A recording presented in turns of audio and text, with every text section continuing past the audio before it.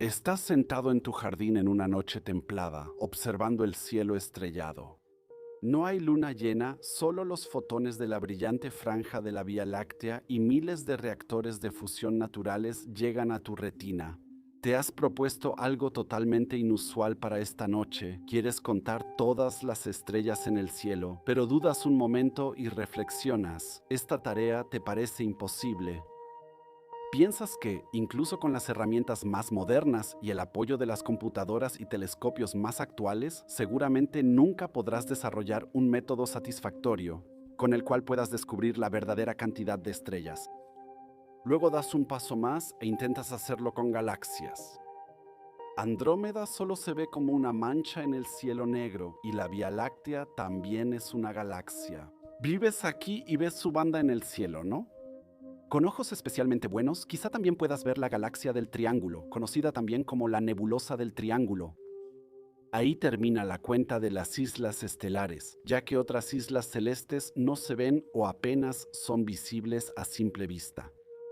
En este momento te preguntas, ¿cuántas galaxias pueden ver los astrónomos cuando miran al cielo con sus mejores telescopios y aplican los métodos de conteo más sofisticados de los que disponen? Los astrónomos usan imágenes de campo profundo que permiten ver muy lejos en el universo. Y la cifra que obtuvieron con el Hubble Extreme Deep Field nos permite echar un vistazo al verdadero número de galaxias en el cosmos. 2 billones, por muy increíblemente grande e inflacionaria que parezca esta cifra, no carece de una base matemática sólida ni de una comprensión más profunda de la densidad de galaxias, la edad y las dimensiones del cosmos. En este video, querido espectador, te llevaré a un viaje muy especial. Primero, llegaremos a los límites espacio-temporales del cosmos. Veremos la edad finita del universo y el tiempo limitado que tiene la luz para viajar, lo cual restringe nuestro campo de visión. Después, exploraremos la cartografía a gran escala del cosmos, cómo se distribuyen las galaxias en la red cósmica, y por qué una pequeña porción del cielo, como el Hubble Ultra Deep Field o el Extreme Deep Field, puede ser representativa de todo el universo. Luego avanzaremos por el cuello de botella tecnológico de los telescopios, desde el Hubble hasta el James Webb. Analizaremos por qué las estimaciones sobre la cantidad de galaxias suelen ser solo un límite inferior. Después nos enfrentaremos a la pregunta clave: ¿qué se considera realmente una galaxia? ¿Cuál es el límite entre una galaxia pequeña y un cúmulo estelar grande? ¿Cómo se cuentan los sistemas estelares en fusión o superpuestos? Al final, extrapolamos la observación. Calculamos desde un grano de arena hasta la playa, es decir, del Deep Field a toda la esfera celeste, y discutimos con qué métodos estadísticos se compensan las fluctuaciones aleatorias y por qué los nuevos telescopios hacen que el número estimado de galaxias siga aumentando. ¿Estás listo, querido espectador, para explorar el universo conmigo? Ponte cómodo, el viaje empieza ahora.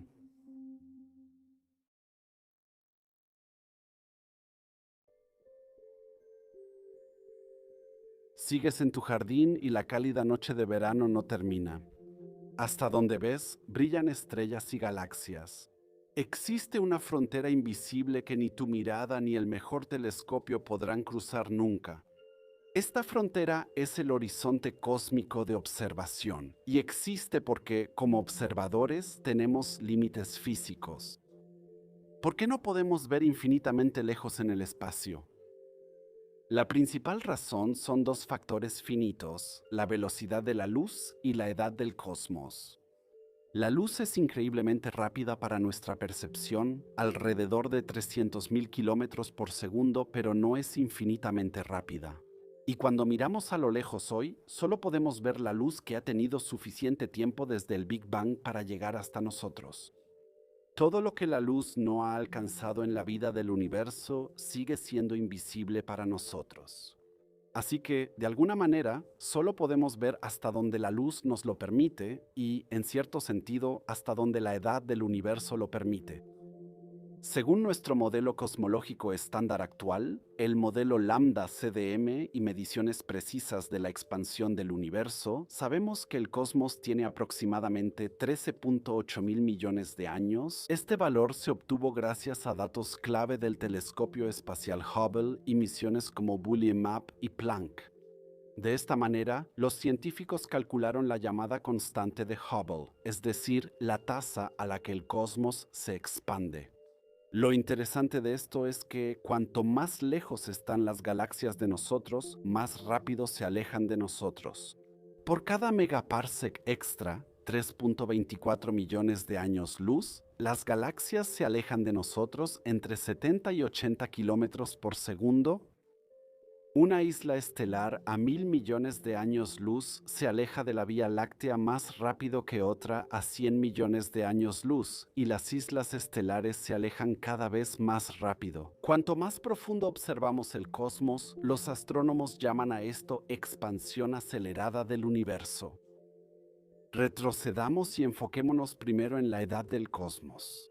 13.8 mil millones de años son unos 13.8 mil millones de años luz de distancia máxima. Que esas galaxias estaban lejos y su luz nos llega. Por eso, a esta distancia la llamamos apropiadamente distancia de tiempo de recorrido de la luz. Un fotón emitido tras el Big Bang ha viajado unos 13.8 mil millones de años hasta hoy. Los 13.8 mil millones de años luz marcan nuestra primera frontera cósmica, el horizonte de tiempo de la luz. También se le llama horizonte de partículas o universo observable temporalmente. Es el alcance de las señales de luz más antiguas que recibimos. Hablando de manera sencilla, vivimos en una burbuja llena de luz que se ha ido expandiendo desde el Big Bang. Todo lo que está dentro de la burbuja ya nos ha enviado luz. Todo lo que está fuera aún no ha tenido la oportunidad de manifestarse, incluso si existiera. Este concepto también resuelve un enigma clásico de la astronomía, la paradoja de Olbers. Ya en el siglo XIX se preguntaban por qué el cielo nocturno es oscuro. Aunque en un universo infinito y eterno, en cualquier dirección que mires, tarde o temprano debería haber una estrella. La respuesta está en la edad finita del universo y en la expansión cósmica, a la que volveremos en un momento. No hay infinitas estrellas visibles, solo un número finito en el horizonte observable. Más allá reina la noche eterna, ya que las estrellas y galaxias de allí aún no se pueden ver y tal vez nunca se podrán ver. Por lo tanto, uno podría pensar que el universo observable es una región esférica alrededor de la Tierra, y curiosamente eso es cierto, al menos desde nuestra perspectiva. Nos encontramos en el centro de una esfera con un radio de aproximadamente 13.8 mil millones de años luz, en la que todo dentro de ese radio es potencialmente visible, siempre y cuando nada bloquee la vista. La idea de una esfera invisible a nuestro alrededor es fascinante y desalentadora a la vez. Esto no significa en absoluto que seamos algo especial o que estemos en el centro cósmico de todas las galaxias. Cada observador, sin importar dónde esté en el universo, ve su propio espacio de observación esférico. Para una galaxia distante, apenas visible al borde de nuestra visión, la Tierra estaría fuera de su horizonte. En otras palabras, cada quien es el centro de su propio universo observable, simplemente porque siempre puedes medir 13.8 mil millones de años luz en todas las direcciones desde ti mismo. Así que esta imagen no corrige una visión geocéntrica del mundo, sino que simplemente describe la geometría de cómo funciona la observación en el universo. Pero hay algo en el fondo de nuestras mentes que quiere salir a la luz. Tal vez ya lo sospechas, porque ya hablamos sobre la expansión acelerada del cosmos. El universo ha estado expandiéndose continuamente desde el Big Bang. Mientras la luz de una galaxia lejana viajaba por miles de millones de años, la galaxia y el espacio a su alrededor se han alejado más de nosotros. Por eso, la distancia actual de esa galaxia hoy en día es mucho mayor que el trayecto que su luz recorrió originalmente. A esta distancia también se le llama comóvil. Según el conocimiento actual, el radio de la burbuja observable es de unos 46.5 mil millones de años luz, Un rayo de luz que viajó 13.8 mil millones de años provino de una región que, por la expansión del espacio, ahora está a unos 46 mil millones de años luz de distancia. Concretamente, esto significa que nuestro límite de visión de la luz está en 13.8 mil millones de años luz, pero el tamaño real del universo observable tiene un diámetro de aproximadamente 93 mil millones de años luz. Parece paradójico, pero es un fenómeno bien documentado. El espacio puede expandirse sin límite por la velocidad de la luz. El límite de velocidad de Einstein, la velocidad de la luz, aplica para los objetos en el espacio, no para el espacio mismo.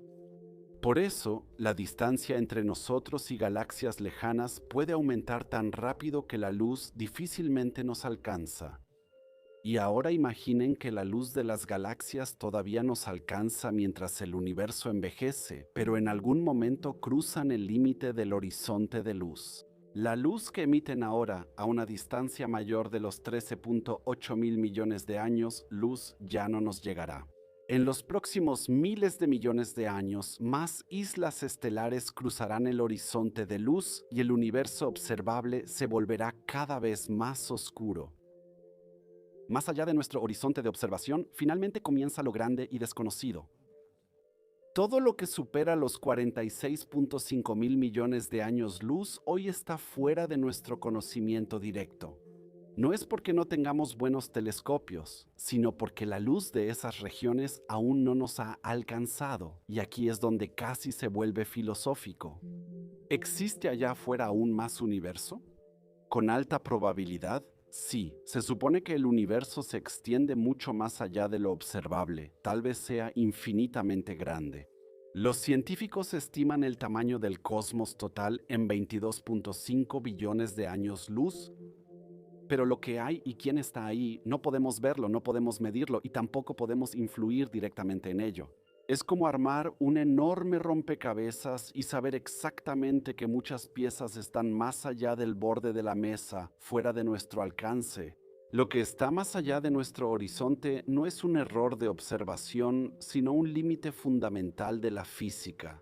Esto garantiza que hasta el mapa celeste más completo tenga un borde, donde deberíamos poner universo incógnita en vez de terra incógnita.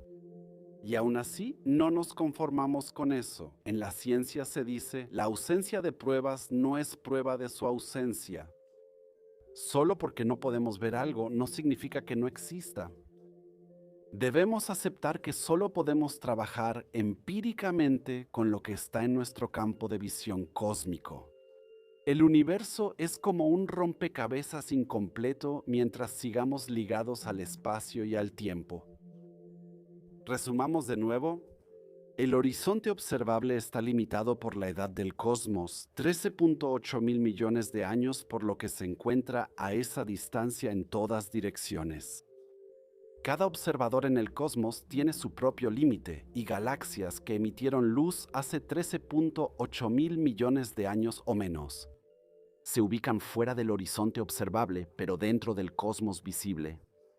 Mide unos 46.5 mil millones de años luz en todas las direcciones. Pero la luz de eventos que ocurren ahora, por ejemplo, a una distancia de 40 mil millones de años luz, ya no puede alcanzarnos. Además, los científicos calculan que hay aún más universo y que el tamaño total del cosmos es de 22.5 billones de años luz.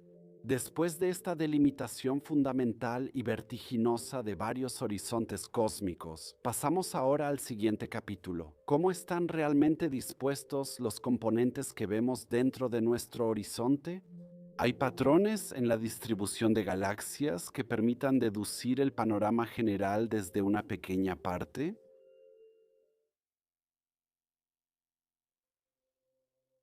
Regresemos al Hubble Ultra Deep Field mencionado al principio.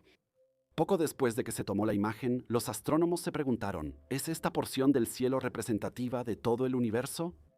¿Podríamos estar observando con nuestros telescopios una zona inusualmente vacía o llena en el Hubble Ultra Deep Field sin notarlo y sacar conclusiones completamente erróneas sobre la cantidad de galaxias?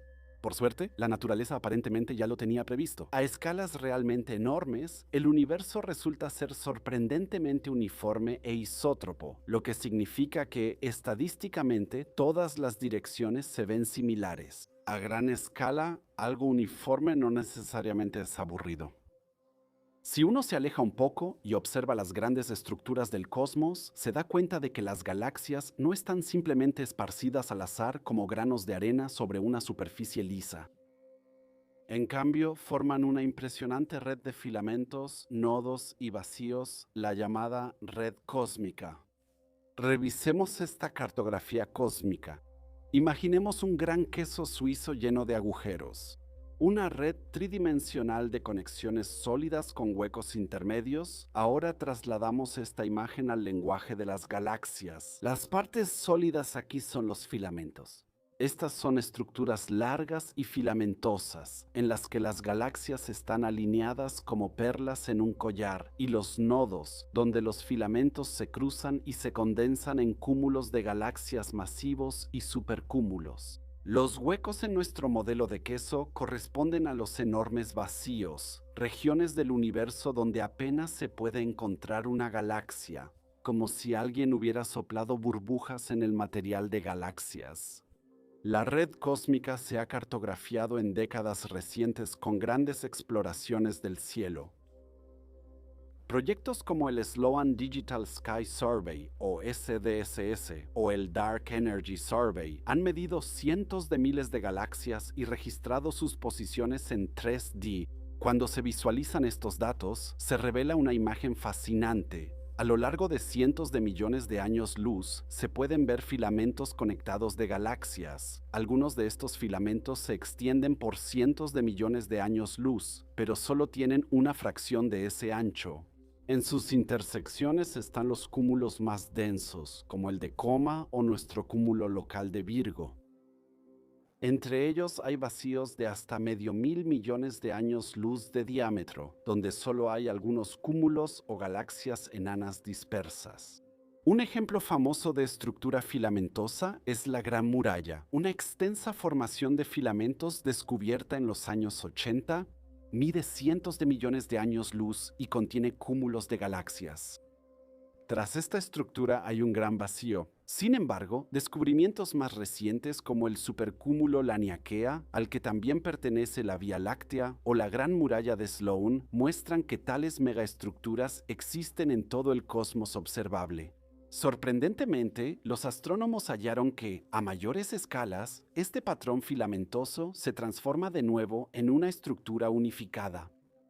Más allá de una escala de aproximadamente 300 millones de años luz, lo que equivale más o menos al diámetro de varios muros más filamentos, el universo parece volverse bastante homogéneo. Esto significa que si se pusieran cubos de unos 500 millones de años luz de lado en el universo, todos tendrían densidades promedio de galaxias similares.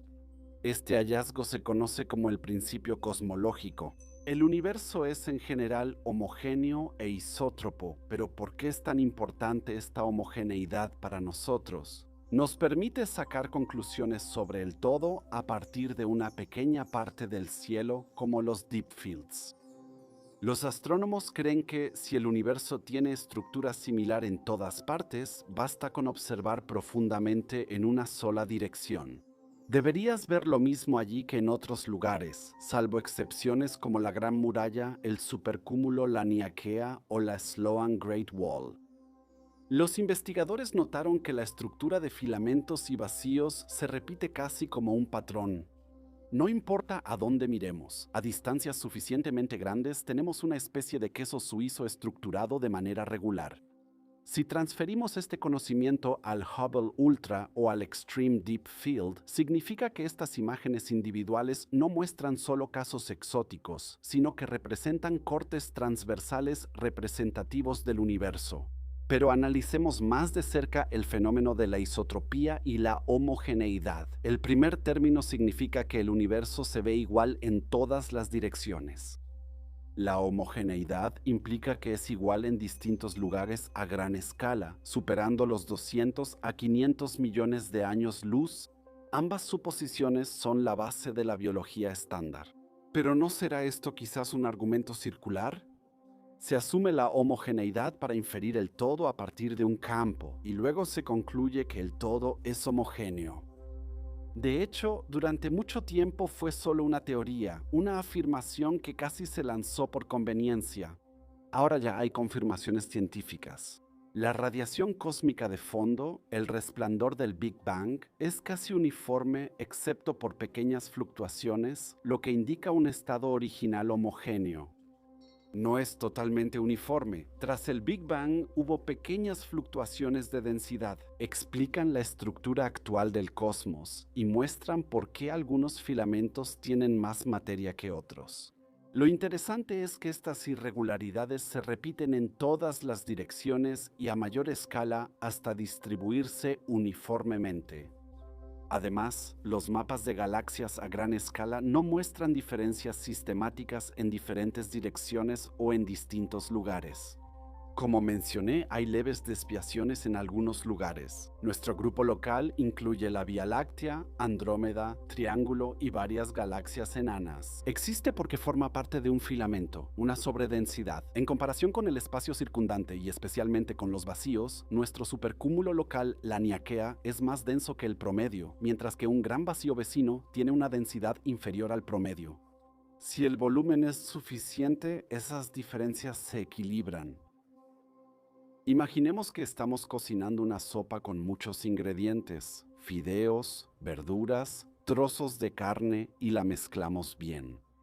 Si tomas un cucharón pequeño de la sopa, podrías sacar solo caldo o una porción llena de fideos. Pero una cuchara sopera un poco más grande probablemente contendrá aproximadamente la composición promedio de caldo e ingredientes. No importa cuántas veces saques de la olla. Lo mismo pasa con los diferentes campos profundos. Una mirada muy estrecha podría pasar accidentalmente por un vacío. En este caso, los astrónomos verían pocas galaxias o justo a través de un cúmulo donde los investigadores del cielo observarían muchas islas estelares. Mientras más profundo miramos el cosmos, mayor es la distancia por el alejamiento. Y cuanto más veces se repite esto en diferentes direcciones, más se acerca el corte al promedio cósmico. Las imágenes de Hubble Deep Field se tomaron precisamente por esta razón en lugares aparentemente discretos del cosmos, áreas donde justamente hay grandes grupos de galaxias frente a nosotros. Y de hecho, cuando en los años 90 se tomaron los primeros Deep Fields, el Hubble Deep Field Norte y unos años después el Hubble Deep Field Sur, en ambos casos se encontró un número similar de galaxias por área del cielo. Eso evidenció que la isotropía es válida, ya que hallamos estructuras similares en todas direcciones. Tomando imágenes profundas en otras regiones como Ultra Deep Field y campos Goods, el Hubble Extreme Deep Field y el primer Deep Field de James Webb confirmaron repetidamente esta suposición. Siempre hay un riesgo residual. A esto los astrónomos lo llaman varianza cósmica, así denominan la fluctuación estadística que ocurre, porque solo se observa una porción finita del cielo. Incluso si el universo es homogéneo, una muestra puede desviarse aleatoriamente del promedio. Para el Hubble Ultra Deep Field, los cosmólogos estimaron que la varianza cósmica podría causar hasta un 50% de incertidumbre. En otras palabras, nuestro conteo de galaxias en este único campo podría ser hasta la mitad más alto o más bajo de lo que indicaría el promedio cósmico. Para reducir esta incertidumbre, se debe fotografiar profundamente áreas aún más grandes del cielo o combinar muchos campos independientes. Volveremos a este punto más adelante cuando hablemos de la extrapolación. Lo importante ahora es que hasta el momento nuestro universo observable no muestra preferencia por ninguna dirección. A gran escala es muy isotrópico y homogéneo en cualquier dirección. Sin embargo, antes de que podamos empezar a contar, todavía tenemos que enfrentar algunos otros desafíos. Volvamos al escenario introductorio. Seguimos en una noche templada de verano en el jardín, pero en lugar de usar solo nuestros ojos, hemos construido un observatorio con el que podemos observar el cosmos. La pregunta de dónde sacamos el dinero para eso la dejamos de lado, considerando la inflación y el precio de los telescopios grandes. Nos concentramos solo en lo que podríamos hacer con un observatorio privado como ese. Comenzamos la observación del cielo. Fotografiamos Andrómeda con sus magníficos brazos espirales. Vemos la estructura delicada de triángulo. E incluso somos capaces de observar algunas galaxias que se encuentran a varias docenas o incluso a algunos cientos de millones de años luz de nosotros. Sin embargo, en una dirección determinada, en lugar de galaxias, solo podemos observar miríadas de estrellas. Es como si hubiera un muro en el cielo. Una zona que parece querer frustrar nuestros intentos de contar las galaxias. Recordamos vagamente algo que hasta obstaculiza a los astrónomos profesionales y lo que comúnmente se conoce como la zona de evitación, en español, la zona de evitación. Primero, aunque los astrónomos suelen dar respuestas pragmáticas al nombrar cuerpos celestes, es difícil hallar un concepto más elegante que la zona de evitación. Por el nombre, deducimos que nuestra galaxia se interpone en nuestro camino. Sí, la Vía Láctea es un sistema estelar espiral magnífico, pero justamente esa belleza se convierte en un obstáculo cuando queremos observar el fondo de galaxias lejanas. Desde la Tierra, dependiendo de la dirección, miramos a través del disco de nuestra Vía Láctea, y ese disco está lleno de estrellas brillantes, gas y nubes de polvo. Esto genera un resplandor y una pared de niebla que dificulta ver galaxias lejanas. Principalmente a lo largo del plano galáctico, es decir, en la dirección del disco de la Vía Láctea y su centro. Hay tantas estrellas y polvo interestelar que los objetos detrás casi se vuelven invisibles. La zona de evitación es entonces un área en el cielo que en los mapas ópticos del cielo parece casi vacía. No es que no existan galaxias ahí, sino que no podemos verlas por el denso velo de la Vía Láctea. Cerca del 20% del cielo está cubierto por esta zona de evitación en luz visible. Eso, por supuesto, no es conveniente si quieres hacer una estadística del cielo. Podríamos perdernos una quinta parte de todo el cosmos. Entonces, ¿qué hacer? La solución más obvia simplemente no se observa ahí, al menos no para contar galaxias lejanas. Por eso, los famosos campos profundos se ubicaron intencionalmente lejos del plano galáctico. Por ejemplo, el campo ultraprofundo de Hubble se encuentra en la constelación de Fornax, una zona que en el cielo está claramente al sur del plano de la Vía Láctea. Ahí el cielo es más transparente porque solo vemos por zonas externas y poco densas de nuestra galaxia. Además, los astrónomos han desarrollado métodos ingeniosos para explorar poco a poco la zona de evitación. Por otro lado, usan diferentes longitudes de onda de radiación electromagnética. En el infrarrojo, el polvo y estrellas de la galaxia son más transparentes. En radio, la Vía Láctea casi no se ve. De hecho, en el infrarrojo y en el radio se descubrieron numerosas galaxias detrás de la zona de evitación, incluyendo algunas bastante cercanas y grandes, como las galaxias Maffei 1 y 1.1 que solo se encontraron a finales de los años 60 mediante infrarrojo. Con radiotelescopios ahora se detectan acumulaciones ocultas como el supercúmulo de Vela, antes escondido tras la Vía Láctea. Para nuestro tema, el número de galaxias, esto significa que podemos tratar la zona de evasión estadísticamente, suponiendo que en promedio contiene tantas galaxias como áreas comparables del cielo fuera de la zona. Así que, si contamos galaxias por grado cuadrado del cielo, tenemos que extrapolar las áreas de las que no tenemos datos o solo datos insuficientes debido al plano galáctico.